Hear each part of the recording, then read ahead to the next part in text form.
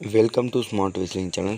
சில முக்கியமான விஷயத்தை தான் பார்க்க போகிறோம். அவங்களோட சேனல் சப்ஸ்கிரைப் பண்ணிட்டு லைக் ஒன்று தட்டி விட்டு பாருங்கள். ஃபஸ்ட்டு ஸ்டார்ட் பண்ணும். பெரிய சம்பவத்துலேருந்து ராண்டி ஆர்டன் ஃபைனலி பார்த்தீங்கன்னா ஹீல் பண்ணிட்டாரு. என்ன தான் ப்ரோ கதை, எதுக்காக ஹீல் பண்ண வச்சாங்கன்னு கேட்டிங்கன்னா சில காரணங்கள் இருக்குது. கோடியோட யூஸுக்கு தான் கோடியை பூ பண்ண ஆரம்பிச்சிட்டாங்க. இதுக்கப்புறம் ஏதாவது ஒன்று பண்ணி ஆகணும். கோடிக்கு கிடைக்கிற ஏட்டஸை பார்த்தீங்கன்னா அதை கம்மி பண்ணுறதுக்கு நம்ம ராண்டி ஆட்டனை பலியாட ஆகுறாங்கன்ற மாதிரி சொல்லிட்டு இருக்காங்க. அது ஒரு பக்கம் இருந்தாலும் ராண்டி ஆட்டன் ஹீல் பண்ணதாலும் மக்கள் பயங்கர சியரு. ராண்டி ஆட்டன் நாங்கள் கிட்டத்தில் போயிட்டு அந்த சாம்பியன்ஷிப்பை கோடிலாம் அட்டாக் பண்ணி முடிச்சுடுவார். முடிச்சிருக்கப்பலாம் சரியான சேரோட அங்கே போய் அந்த சாம்பியன்ஷிப்பை எடுத்து வச்சுட்டு உக்காந்தாரு பாருங்க.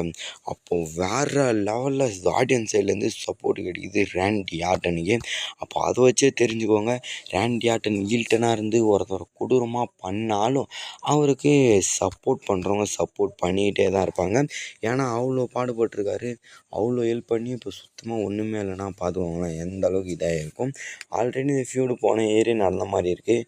இந்த மாதிரி ஃபியூடு ஐபிஎல்னு சொல்லிட்டு ராக்கை கூப்பிட்டு வந்தாங்க, ஜான்சனை ஹீல்டன் பண்ண வச்சாங்க. இந்த டைம் ஐபிஎல்லும் ராண்டி ஹீல்டன் பண்ண வச்சாங்க. ஆடம் பெருசையும் அடிச்சிருப்பார். அப்புறம் ஜெல்லி ரோலையும் பார்த்தீங்கன்னா தள்ளி விட்ருப்பார். இந்த காரணங்களாம் வச்சு எப்படியாவது டிக்கெட்டை அப்படி இப்படின்னு பண்ணி ஃபுல் பண்ணிடணுன்ற மாதிரி பிளான் பண்ணிகிட்ருக்காங்க போல். எப்படியோ த வெய்ப்பர் இஸ் த பேக்ன்ற மாதிரி லெஜண்ட் தான் ராண்டி ஆர்டன் அவர் ஹீல்டன் பண்ணியிருக்காரு. இதுக்கப்புறம் சம்பவத்தை பார்த்துன்னு இருக்கலாம். வர வாரங்கள் தீயாக பறக்கும்னு நினைக்கிறேன் ஸ்டோரி லைன்லாம். ஏன்னா இவ்வளோ நாள் பில்டப் இல்லாமல் இருந்திருக்கலாம், மொக்கையாக போய்ட்டுருக்கலாம். ஆனால் இதுக்கப்புறம் பார்த்தீங்கன்னா ஸ்டோரிலாம் தீயாக பொறி பறக்கலாம். அது மட்டும் இல்லாமல் ராண்டி பேசும்போதே சொல்லியிருப்பார், நான் வந்து விருப்பப்பட்டதே சாம்பர் வின் பண்ணி விருப்பப்பட்டதே ட்ரூ கிட்ட மோதும் தான்ப்பா. ட்ரூ அடித்து அவனோட இதை கம்மி பண்ணணும், அவன்கிட்ட இருந்து அந்த டைட்டிலை பிடுங்கணும். ஆனால் நான் உன்கிட்டலாம் இருந்து பிடுங்குவேன், உங்ககிட்ட வந்து மோதுன்னு எதிர்பார்க்கலன்ற மாதிரி அசிங்கப்படுத்தி விட்ருவார். அப்போ தான் கோடி கடுப்பாயிடுவார். நகன் கடுப்பானாலும் ராண்டி தான் கோடிக்கு துரோகம் பண்ண மாதிரி ஆயிடுச்சு. ஏன்னா பல நாள் நட்பு யார் இப்போ துரோகம் பண்ண மாதிரி ஆயிடுச்சுன்னா ராண்டி ஆர்டன் இந்த மாதிரி எவ்வளோ பேர்த்த பார்த்துட்டாரு. பட் கோடி ரோஸு மட்டும்தான் சில வருடங்களாக இப்போ விட்டு வச்சுன்னு வந்தார். இப்போ அதையும் பார்த்தீங்கன்னா முடிச்சு விட்டு ஹீல்டன் பண்ணியிருக்காரு. உங்களுடைய கருத்து என்னன்றதை கமெண்ட் பண்ணுங்கள். நெக்ஸ்ட்டு பார்த்தீங்கன்னா அப்படியே ராண்டி பற்றி பேச ட்ரூ கிட்ட வருவோம். ட்ரூ மேக்கின்டயர் ரொம்பவே அப்செட் ஆகிட்டார். ஐ குயிட் ஆல்னு சொல்லிட்டாரு. அப்படின்னா நான் டபிள்யூடபிள்யூ விட்டு போகிறேன்டா, எனக்கு உங்கள் டபிள்யூடபிள்யூ வேணாம், ஒன்றும் வேணான்ற மாதிரி சரியாக திட்டி நிக்கோடல்ஸ் அவர் அடம் பேசுன்னு சொல்லிட்டேன். சாரி கேஸ் ராண்டி இதில் நிக்கோடல்ஸ் அவரு பார்த்தீங்கன்னா தள்ளி விட்ருப்பாரு. இங்கே பார்த்தீங்கன்னா அவர்கிட்ட தான் இவரும் வம்புக்கு இழுத்தாரு. வம்புக்கு இழுத்துட்டு இருக்கும்போது ஜேக்கா ஃபோட்டோ வந்துடுவார். ஜேக்கா ஃபோட்டோ பேசுறதுக்குள்ளே இவர் காதில் வாங்க மாட்டா அப்படி போயிடுவார். நான் உங்ககிட்ட வரல, இந்த ஈவெண்ட்டு தான்டா வந்தேன்ற மாதிரி போட்டு பொலன்னு பொழந்துட்டு இருப்பார் நிக்காடல்ஸுக்கிட்ட. அதுக்கப்புறம் பார்த்தீங்கன்னா ஒரு மேட்ச் ஒன்று நடக்கும். அதாவது நம்ம ஜேக்கா ஃபோட்டோ விசஸ் ட்ரிக் வில்லியம் இவங்களுக்கு வந்து பார்த்தீங்கன்னா ஒரு சிங்கிள்ஸ் மேட்ச் அஃபிஷியல் பண்ணுவாங்க. நான் மேட்ச் அஃபிஷியல் பண்ணும்போதே நினச்சேன் ட்ரூ எங்கேயும் போயிட மாட்டார், எப்படியும் வந்து அட்டாக் பண்ணுவார்னு. அதேமாதிரி அட்டாக் பண்ணிட்டார். அட்டாக் பண்ணி பார்த்தீங்கன்னா இவங்களுக்குள்ள ஃபியூட் ஸ்டார்ட் பண்ணியிருக்காங்க. அதனால் ஜேக்கா ஃபோட்டோ தோற்றே போயிட்டார் மேட்சை.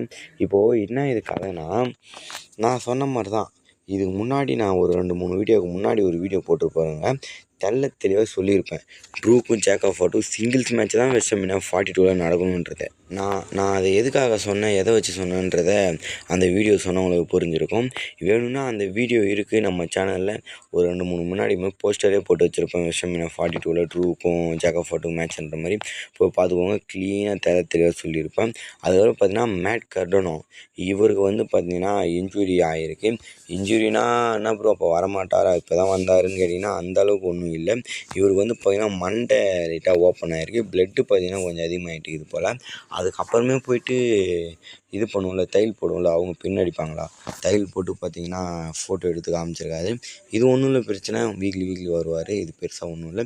எங்கே ப்ரோ ஸ்மாக் டவுனில் சண்டை போட்டார் இன்ஜுரின்னு கேட்டிங்கன்னா, ஸ்மாக் டவுனில் சண்டை போடல, ஆஃபேர் இந்த மெயின் ஈவெண்ட்டுன்னு ஒன்று நடத்துவானுங்களே டபிள்யூடபிள்யூ, அதுக்குன்னு ஒரு ஷோ, அந்த ஷோவில் பார்த்திங்கன்னா டெலிகாஸ்டிங் பண்ணியிருக்காங்க.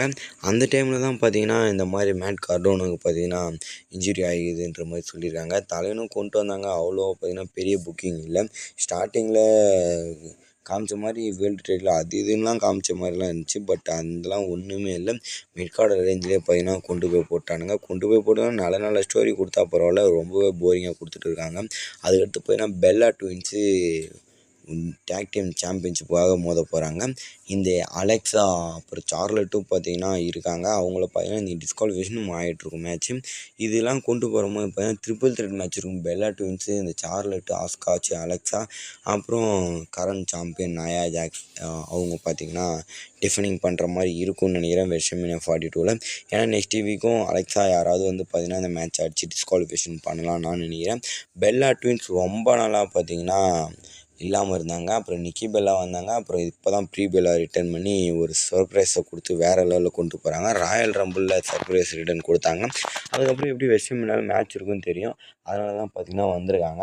வந்து பார்த்திங்கன்னா இப்போலேருந்தே ஸ்டார்ட் பண்ணுறாங்க. இப்போலேருந்து ஸ்டார்ட் பண்ணால் தானே யார் கூட மேட்ச் இருக்குன்ற மாதிரி பண்ண முடியும். அதனால தான் பார்த்திங்கன்னா ஸ்டோரிலாம் பில்டு பண்ண ஆரம்பிச்சிட்டாங்க. இதெல்லாம் எதுக்கு இப்படி பண்ணுறோன்னா WrestleMania டிக்கெட் விற்கல இல்லை, அதனால தான் பெல்லா ட்வின்ஸ் என்ன, ரேண்டி ஆர்டன் ஹில்டன் என்ன, அப்புறம் ஜெல்லி ரோல் கொண்டு வரது என்ன, இந்த மாதிரி வேலையெல்லாம் பண்ணிகிட்ருக்கானுங்க. அதை விட்டு தள்ளுங்க, நம்மளுடைய ஒரு சமி ஜைன் வந்து பார்த்திங்கன்னா எங்கே போகிறது, இவருக்கு என்ன தான் ஸ்டோரி வச்சுருக்கானுங்க WrestleMania 42ல், யார் கூட மோத போகிறாரோ ஒன்றுமே தெரியல. ஃபேட்டல் 4 ஃபேட்டல் 5 இன்னும் அதில் கொண்டு போகணும். இப்போ அதுவும் கேன்சல் ஆகிடுச்சு. Randy Orton versus Cody Rhodes, Jacob Fatu versus Drew McIntyre singles நடக்க போகுது. அப்போ இவரு என்னப்பா கதைன்னு கேட்டிங்கன்னா, இவர் இன்னமும் பார்த்தீங்கன்னா கோடிக்கிட்ட ரேண்டி கிட்டலாம் கடுப்பாய் கத்தின்னு தான் இருக்கார். இன்றைக்கி கூட நடந்த இப்போ கூட நடந்த ஸ்மாக்டவுனில் கூட கத்திருப்பார் கோடி கூட. இந்த மாதிரி உனக்கு வாய்ப்பு கிடச்சிது, அதெல்லாம் அதை பற்றி பேசிகிட்டு இருப்பார். அப்போ நானும் அவ்வளோ இதுவான்னு பேசிகிட்டு இருக்கலாம் வச்சு பார்க்கும்போது இதில் இணைப்பாங்களான்னு என்னன்னு தெரியல. ட்ரிக் வில்லியம் கூட ஸ்டோரி போகிற மாதிரி இருக்குது. ட்ரிக் வில்லியம் இல்லைனா அலிஸ்டர் பிளாக் கூட ஸ்டோரி கொண்டு போய்ட்டு மேட்ச் வைப்பாங்கன்னு நினைக்கிறேன். அவன் வாய்ப்பு இருக்குது. அலிஸ்டர் பிளாக்கு கூட ஒரு பிளாக்கு டார்கஸ்ட் கேரக்டர் பண்ணுறாரா, அவரும் பார்த்தீங்கன்னா ஒரு ப்ரூட்டலான ஸ்டோரி கொண்டு போனால் நல்லாயிருக்குன்னு நினைக்கிறேன். ட்ரிக் வில்லியம் கூட ஸ்டோரி போனால் அவ்வளோ ஒர்த்தாக இருக்காது. அவர் இப்போ தான் வந்தார். செமிசீனுக்கு அவருக்கும் மோதணும்னு அவசியமே இல்லை. ஏன்னா அந்த நிலைமையில் தான் இருக்கார். செமிசீன் இப்போ ரொம்ப மன உடச்சலில் இருக்கார், ரொம்ப குழஞ்சி போயிருக்காரு. அதனால் அவருக்கு ஒரு வித்தியாசமான ஸ்டோரி போகணும். அலிஸ்டர் பிளாக் கரெக்டாக இருக்கும். அப்படி இல்லைனா சாம்பியன்ஷிப் பார்க்க போகணும், இல்லைனா அந்த வித்தியாசமான ஆளுங்க கூட மோதணுன்றது தான் இதுவே. என்னை பொறுத்தவரைக்கும் அலிஸ்டர் பிளாக்கு கூட மோதுனா சூப்பராகவே இருக்கும். அதுக்கு அடுத்தது எப்படி ஹீல்டன் பண்ணுறாருன்னு நினைக்கிறேன். ஏன்னா இப்போ ஹீல்டன் இதுக்கான டீசர்ஸ்லாம் நடந்துன்னு இருக்குது. மேபி பார்த்தீங்கன்னா ஃப்யூச்சரில் சமி ஜைனும் பார்த்தீங்கன்னா ஹீல்டன் பண்ணுறதுக்கு நிறைய பாசிபிலிட்டி இருக்குது. நல்லா இருக்குங்க. சமி ஜைன்லாம் ஹீல்டன் பண்ணால் வேறு லெவலில் இருக்கும். நண்பர்களே, ஓரளவுக்கு பார்த்தீங்கன்னா எல்லா நியூஸும் இதிலே கவர் பண்ணிட்டேன் நான் நினைக்கிறேன். சேனலை சப்ஸ்கிரைப் பண்ணிட்டு ஒரு லைக் ஒன்று தட்டி விட்டு பாருங்கள். வேறு ஏதாவது சூப்பர் ஸ்டாரை பற்றி அப்டேட் அண்டு ரூமர் வேணுன்னா மறக்காமல் கமெண்ட் பண்ணுங்கள். நெக்ஸ்ட் ஒரு தலைமுறை சந்திக்கலாம். Bye guys.